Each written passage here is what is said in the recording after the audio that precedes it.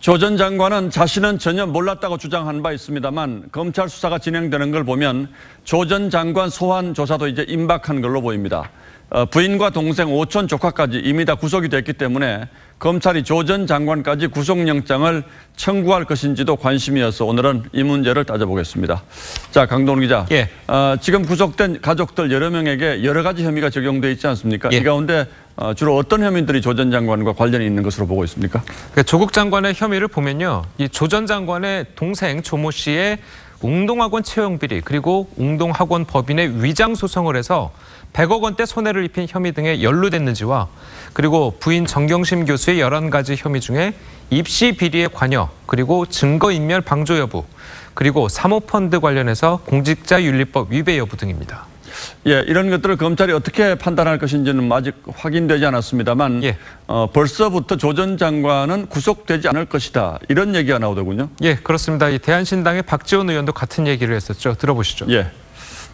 예, 윤경심 교수가 구속됨으로써 예. 남편인 조국 장관과 딸, 예. 아들은 오히려 더 좋은 결과가 나올 수 있다. 왜냐하면 부부를 그 식구를 한꺼번에 하는 경우는 지극히 사례가 없습니다. 자, 그런데 법적으로 보면 근거가 있는 이야기는 아닙니다. 일단 법에 부부가 죄를 지으면 한 사람만 구속한다는 조항은 없고요. 자, 부부가 동시에 구속된 사례 역시 많습니다. 자, 2014년 유병언 전 세모그룹 회장의 도피를 도운 혐의로 한 구원파 부부는 모두 구속이 됐고요. 자, 지하경제의 큰 손으로 불렸던 이철희, 장영자 부부 역시 동시에 구속된 사례입니다. 예. 자, 다만 검찰과 법원이 이 부부가 동시에 조사를 받을 경우에 생업 등을 고려해서 동시에 구속하지 않는 것이 오랜 관행이긴 했습니다. 전문가 이야기 들어보시죠. 가혹하다고 할까? 아니면 뭐 부부 공동체 개념이라고 할까 해서 한쪽은 구속하더라도 한쪽 정도는 보통 불구속하는 경우가 좀 확률적으로 더 많았죠. 그러니까 법에도 눈물이 있다라는 취지의 일종의 관행이라는 거죠. 맞습니다. 그렇다면 조 전 장관에게는 어떤 부분이 실제로 참작 사유가 될 수 있습니까?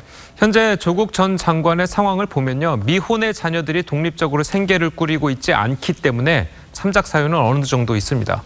자, 윤석열 총장 역시 특수부장 시절에 이 LIG 기업 어음 수사 당시에 이 관행을 따른 적이 있었습니다. 들어보시죠. 셋 다 구속 안 한 것만 해도 굉장히 선처해 준 거라고 볼 수 있습니다.